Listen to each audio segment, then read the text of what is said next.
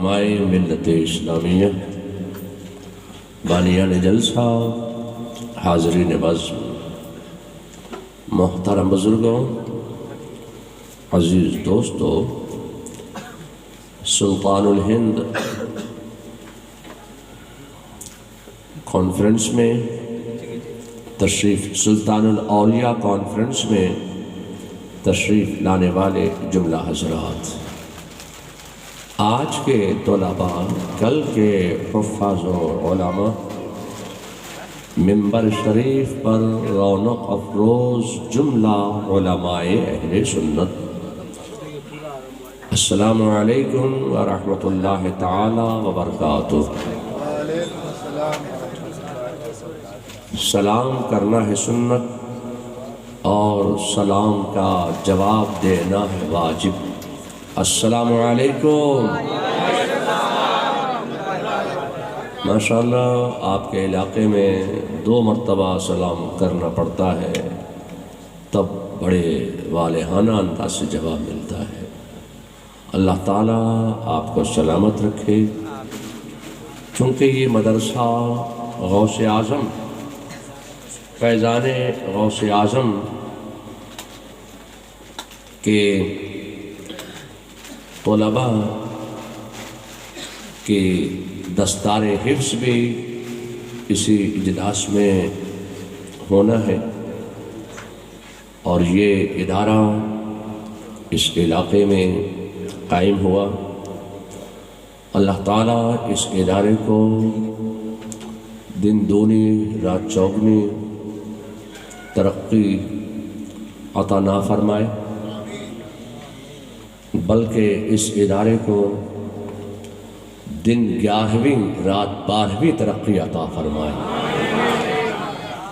اور اس مدرسہ فیضان غوث اعظم کو دین سنیت اور مسلک حق، مذہب مہذب، مسلک اہل سنت و جماعت، اور بالخصوص مسلک اعلیٰ حضرت کی ترویج و اشاعت کا عظیم قلعہ بنا دے، اور یہاں سے دین و سنیت کی آبیاری ہوتی رہے۔ اتنا وقت نہیں کہ میں کوئی لمبا چوڑا عربی میں خطبہ پیش کروں اور کسی نہ کسی آیت کا انتخاب کروں، شان نزول پھر اس کا بیان کروں، ترجمہ پھر اس کا بیان کروں، پھر اس کی تفسیر بیان کروں، پھر کچھ اشعار کا انتخاب کروں، پھر آنے والی تقریر کے لیے کچھ تمہید بیان کروں، اس کے بعد اب تقریر کا نمبر آئے گا۔ تو جب میں یہی سب کرتا رہوں گا تو تقریر کب ہوگی؟ اس لیے میں نے رات کے اس آخری حصے میں یہ فیصلہ کیا کہ بغیر کسی تمہید کے سلطان الاولیاء کی مقدس بارگاہ میں اپنی خراج عقیدت پیش کی جائے۔ اس لیے میں یہ عرض کرنا چاہتا ہوں کہ آپ کا یہ ادارہ فیضان غوث اعظم، اس ادارے میں یہ محمد تحسین رضا، محمد افروز رضا اور محمد شمیم اختر کو ان کے والدین نے اس ادارے میں داخلہ کرا دیا۔ یہ 3 سال میں حافظ قرآن ہو گئے۔ اب ان کا مقام کیا ہو گیا؟ آپ پیچھے ہو گئے، یہ آگے ہو گئے۔ اگر یہ اس ادارے میں داخلہ نہ لیتے تو پتہ نہیں کون سی ٹرین میں چائے گرم کرتے ہوتے، یا کون سے کھیت میں صلہ بینتے ہوتے۔ یہ مدرسہ فیضان غوث اعظم میں داخل ہونے کا کمال ہے کہ علماء نے، ان کے اساتذہ نے، ان کے استادوں نے اپنی کوکھ سے علم کا دودھ پلا کر حافظ قرآن بنا دیا۔ اب ان کا مقام کیا ہے، ان کا منصب کیا ہے؟ اب آپ کے علاقے میں بہت سے لوگ ایسے پیدا ہو رہے ہیں جو ایک بات کی بہت تشہیر کرتے ہیں کہ انسان جب زمین میں جائے گا تو زمین انسان کے جسم کو گلا دے گی، سڑا دے گی، فنا کر دے گی، کھا جائے گی۔ یہ وہابیہ دیابنا، یہ ادیان باطلہ، فرقہ باطلہ، گستاخان اولیاء، غداران خدا، باغیان رسول، جو بات ان لوگوں کو روح والوں کے لیے کہنا چاہیے تھی، وہی بات ان لوگوں نے روحانیت والوں پر فٹ کی، وہی بات ان لوگوں نے ولیوں پر فٹ گئی، اور وہی بات ان لوگوں نے نبیوں پر فٹ کر دی کہ انسان جب زمین میں جائے گا تو زمین انسان کے جسم کو کھا جائے گی، گلا دے گی، فنا کر دے گی، انسان مٹی میں مل جائے۔ اب انہوں نے اپنی کتابوں میں لکھا کہ محمد یا علی جس کا نام ہے وہ مر کر مٹی میں مل گئے۔ اب یہی بات انہوں نے نبیوں پر فٹ کی۔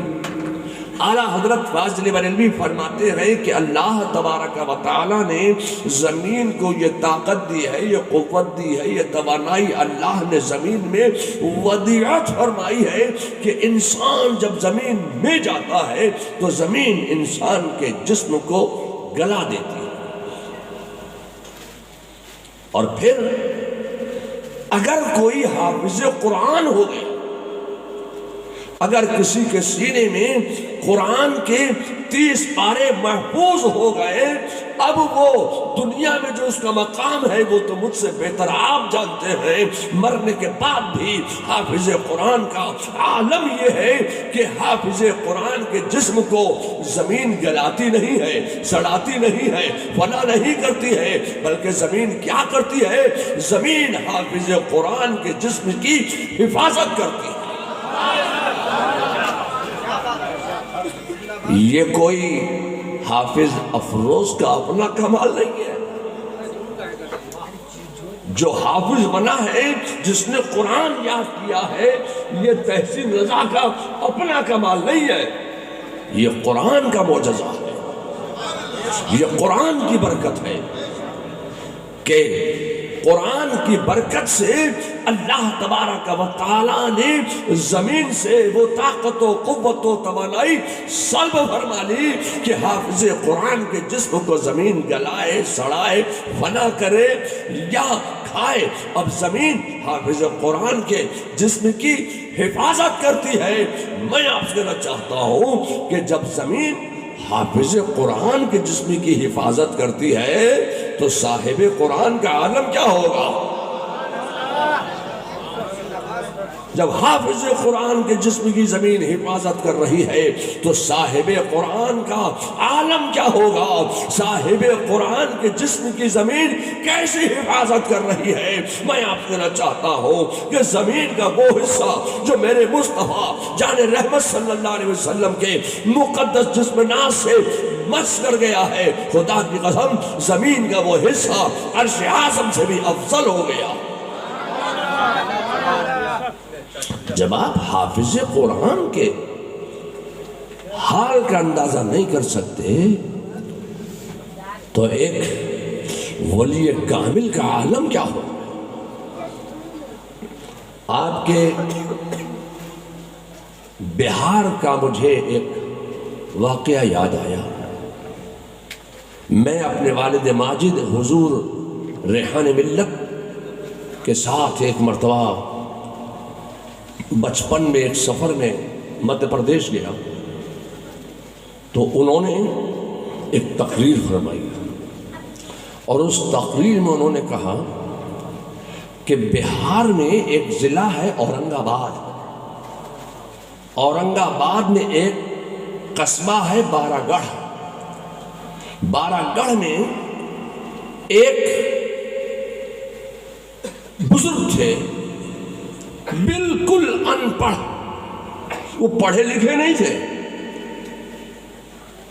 وہ پڑھے لکھے تو نہیں تھے مگر صبح سویرے وہ اٹھ کر بیٹھ جاتے اور نماز کے بعد وہ قرآن کھولتے اور قرآن کھول کر وہ قرآن کی تلاوت کرتے تھے۔ یا اللہ، جب وہ ان پڑھ ہیں، پڑھے لکھے نہیں ہیں، تو وہ قرآن کی تلاوت کیسے کرتے ہیں؟ میرے والد ماجد حضور ریحان ملت نے فرمایا تھا وہ تھے تو ان پڑھ مگر وہ قرآن کی تلاوت کرتے تھے اور ایسی تلاوت کرتے تھے کہ کتنے پڑھے لکھے لوگ ان کے آگے زانوئے ادب طے کرتے نظر آتے تھے۔ ایمان کی وہ چاشنی ان کے پاس تھی جو عام لوگوں کے پاس ایمان کی وہ چاشنی نہیں تھی۔ وہ ان پڑھ تھے مگر قرآن کی تلاوت کرتے تھے۔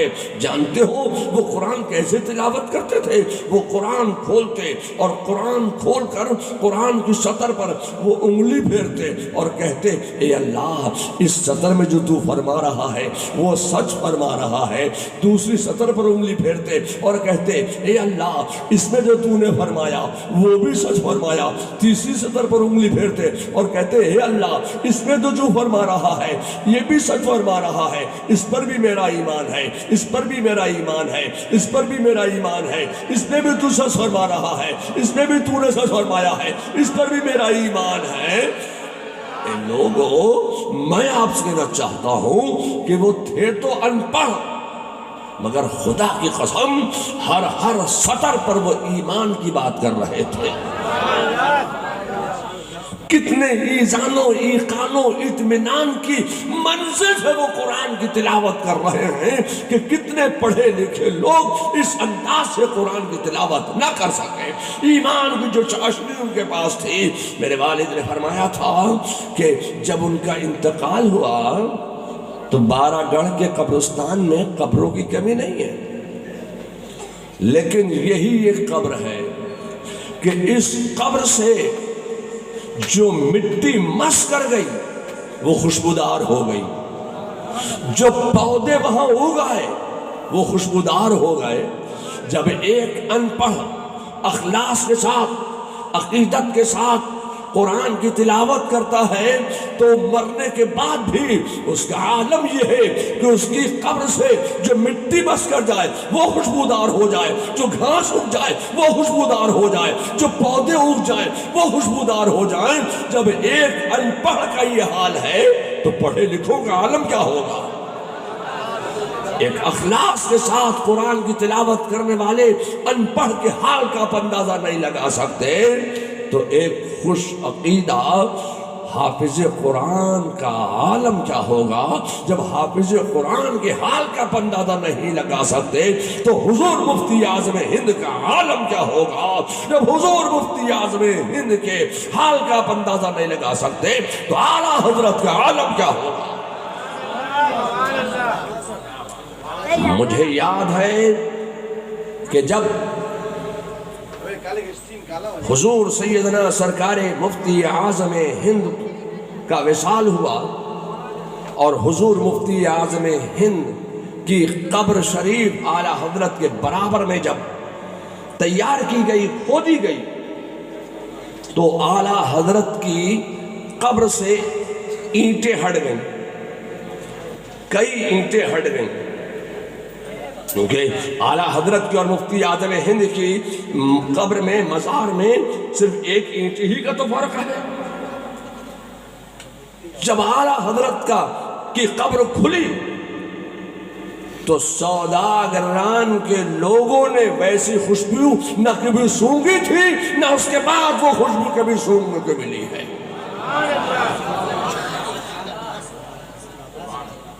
ایک مولانا ہمارے یہاں تھے، مولانا مفتی محمد مناظر حسین، جو مفتی محمد حسین سنبھلی صاحب کے صاحبزادے تھے، ابھی آپ سنبھل کا ذکر کر رہے تھے، لیجئے سنبھل کی بات آ گئی۔ مفتی محمد حسین سنبھلی صاحب کے صاحبزادے مولانا مناظر حسین صاحب بہت بڑے عالم دین تھے۔ انہوں نے اعلیٰ حضرت کے مزار کے اندر ہاتھ ڈالا تو خدا کی قسم مولانا مناظر حسین صاحب کا یہ بیان ہے کہ جب میں نے اعلیٰ حضرت کے قبر کے اندر وہ کھلی ہوئی جہاں سے اینٹیں ہٹ گئی تھیں، میں نے ہاتھ ڈالا تو ایسی ہوا میرے ہاتھ کو لگ رہی تھی جیسا کہ 1 نمبر پہ ہلکا پنکھا چلا دیا جاتا ہے تو بڑی ہلکی ہلکی ہوا آتی ہے، ایسی ٹھنڈی ٹھنڈی ہوا اعلیٰ حضرت کی قبر میں میرے ہاتھ کو محسوس ہو رہی تھی۔ نعرہ تکبیر، نعرہ تکبیر، نعرہ رسالت، نعرہ رسالت، مسلک اعلیٰ حضرت، مسلک اعلیٰ حضرت، وجود توصیف ملت۔ وہ مٹی لوگ اٹھا کر لے گئے، آج بھی لوگوں کے گھروں میں وہ مٹی موجود ہے۔ مجھے تقریباً 20 سال کے بعد ایک صاحب نے اپنے گھر میں دعوت دی، میں ان کے گھر میں گیا تو انہوں نے اپنی ایک ڈرا کھولی، دراز اردو میں کہتے ہیں، اور ڈرا کھولی۔ جب ڈرا کھولی انہوں نے تو کمرہ خوشبو سے مہک گیا۔ جب کمرہ خوشبو سے مہکا تو انہوں نے مجھ سے پوچھا، حضرت یہ بتائیے یہ خوشبو کون سی؟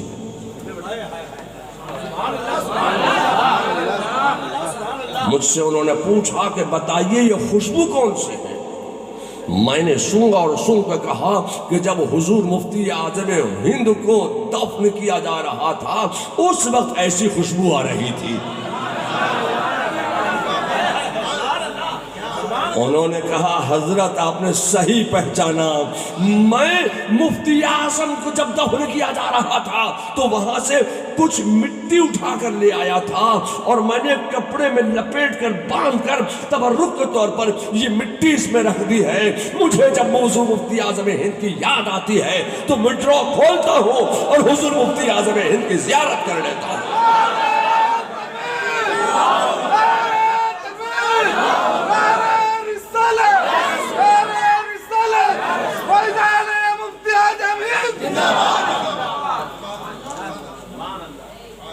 پھر جب میرے والد ماجد کو دفن کیا گیا اعلیٰ حضرت کے برابر میں تو اعلیٰ حضرت کی قبر 1 مرتبہ نہیں 2 مرتبہ کھلی۔ پھر جب میرے والد ماجد حضور ریحان ملت کو دفن کیا گیا اور ان کی قبر کھودی گئی تو میرے والد نے 3 دن پہلے کہہ دیا کہ میری قبر تیار کرو، حالانکہ بالکل صحت مند تھے، کوئی بیماری نہیں، کوئی تکلیف نہیں، اور اچانک انہوں نے 1600 روپے دیے اور کہا لیجئے میری قبر تیار کیجیے۔ یا اللہ یہ قبر کیوں تیار کرا رہے ہیں؟ 3 دن پہلے جب ان کی انتقال ہو گیا اب راز سمجھ میں آیا کہ یہ قبر کیوں کھدوا رہے تھے، اپنی قبر کیوں تیار کرا رہے تھے۔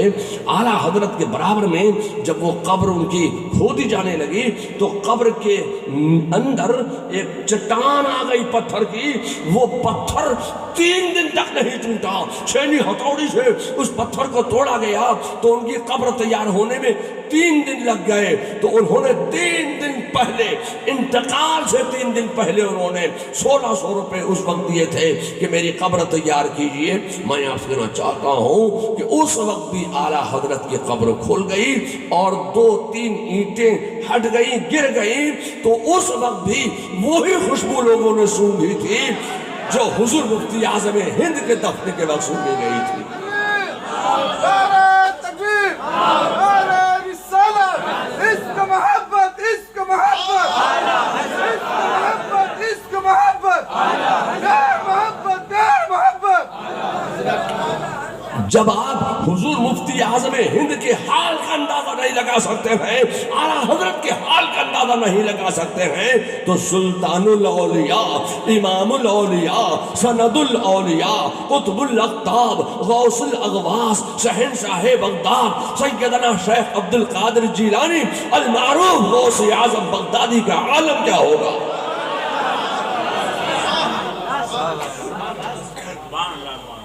ان کا منصب کیا ہے، ان کا علم و فضل و کمال کہ سیدنا شیخ عبد القادر جیلانی سلطان الاولیاء، سند الاولیاء سے ایک سوال ہوا۔ کیا سوال ہوا؟ کہ حضور صلی اللہ علیہ وسلم نے جو غسل فرمائے ان غسلوں میں افضل ترین غسل کون سا تھا؟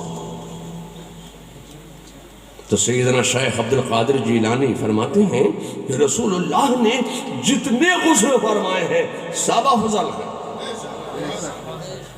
مگر کہا حضور ان غسلوں میں افضل ترین غسل کون سا ہے؟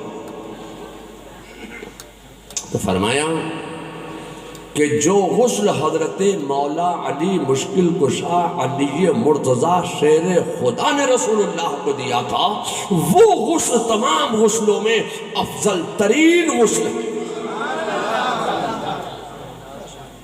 پھر سوال ہوا کہ جب مولا علی مشکل کشا علی مرتضیٰ شیر خدا نے رسول اللہ کو غسل دیا تھا تو رسول اللہ کے جسم مبارک پر پانی ڈالا جا رہا تھا، رسول اللہ کے جسم کو وہ پانی مس کرتا ہوا زمین کی طرف جاتا تھا۔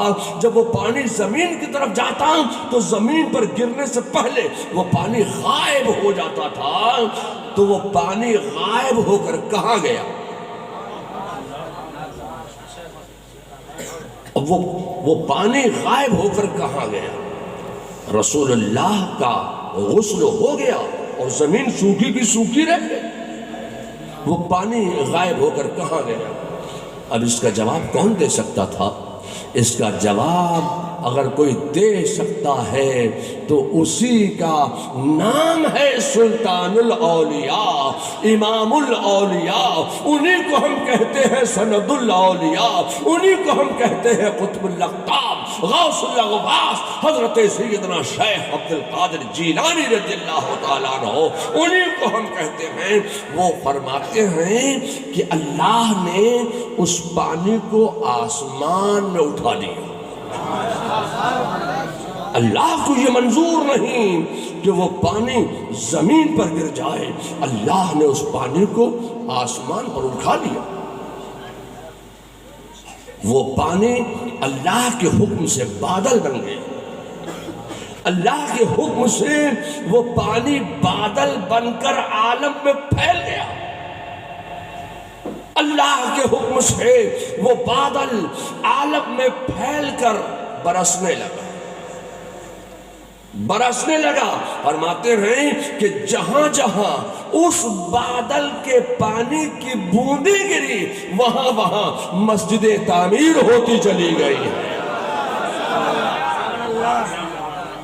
تو میں یہ یقین سے کہہ سکتا ہوں کہ اس علاقے سے بھی رسول اللہ کے غسل کے پانی کا بادل گزرا ہے، اس علاقے سے بھی گزرا، تو جدھر سے گزرتا گیا بوندیں گرتی گئی وہاں وہاں مسجدیں بنتی چلی گئی۔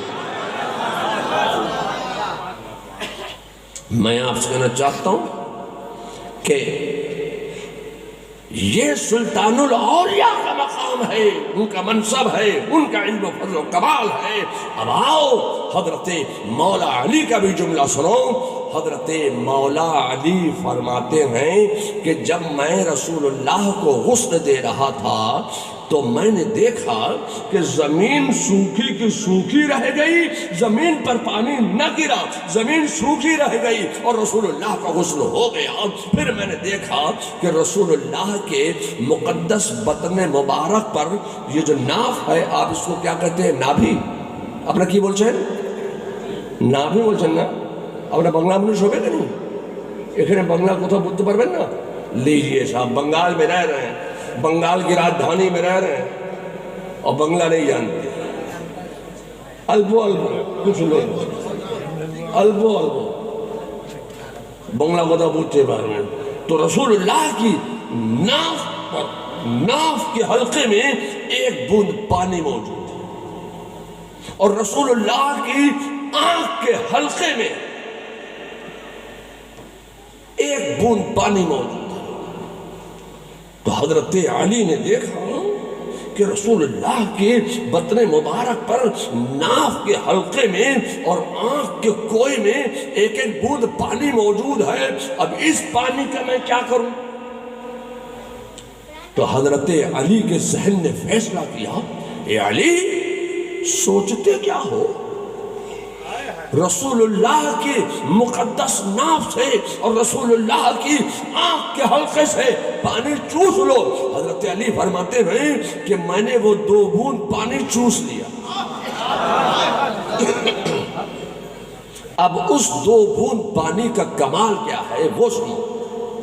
उस 2 बूंद पानी का कमाल ये है कि अल्लाह तबारक व तआला ने इस 2 बूंद पानी की बरकत से हजरत अली के सीने को उलूम व फनून का ऐसा खजीना बना दिया था, ऐसा गंजीना बना दिया था कि आज दुनिया में आप जितने उलूम व फनून देख रहे हैं वो सारे के सारे उलूम व फनून मेरे मुस्तफा जान रहमत सल्लल्लाहु अलैहि वसल्लम की एक नजर का कमाल है। और वो सारे के सारे उलूम व फनून हजरत मौलाए कायनात अली मुर्तजा शेर खुदा की मुकद्दस जात से होते हुए हमारे और आपके दरमियान तक पहुंचे।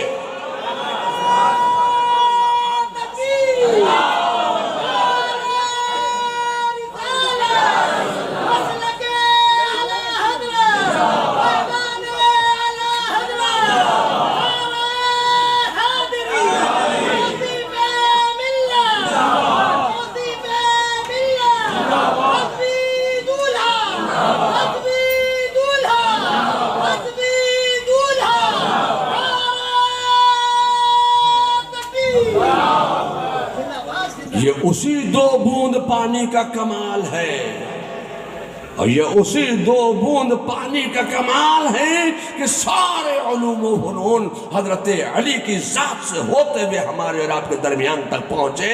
और उस 2 बूंद पानी का कमाल ये है कि इसी उलूम व फनून की तरक्की के लिए मदारिस कायम हुए कि रसूलुल्लाह के उलूम को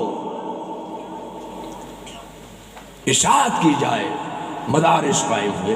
तफसीली गुफ्तगू का मौका नहीं, अब चलो बरेली। आप कहें तो बरेली भी चले चलिए बरेली चलिए।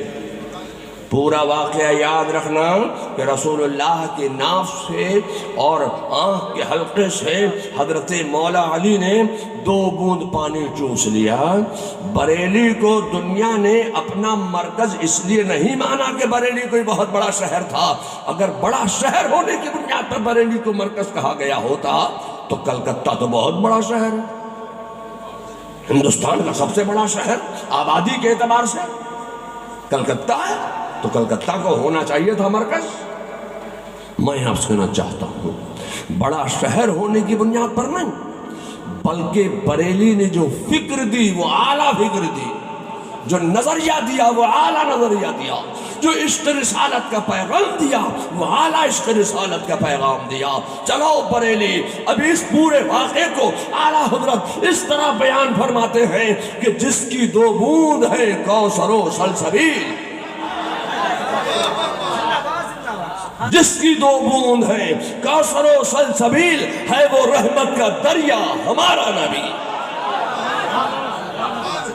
जिसकी 2 बूंद है कौसर व सलसबील है वो रहमत का दरिया हमारा नबी।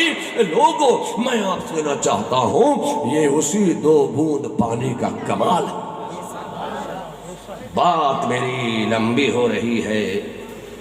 हम पहले किताबें पढ़ते थे, अब किताबें नहीं पढ़ते, चेहरे पढ़ते। वक्त इतना नहीं कि कोई लंबी चौड़ी गुफ्तगू की जाए। तो लोगों, میں آپ سے چاہتا ہوں کہ یہاں سے یہ 3 حفاظ فارغ ہوئے،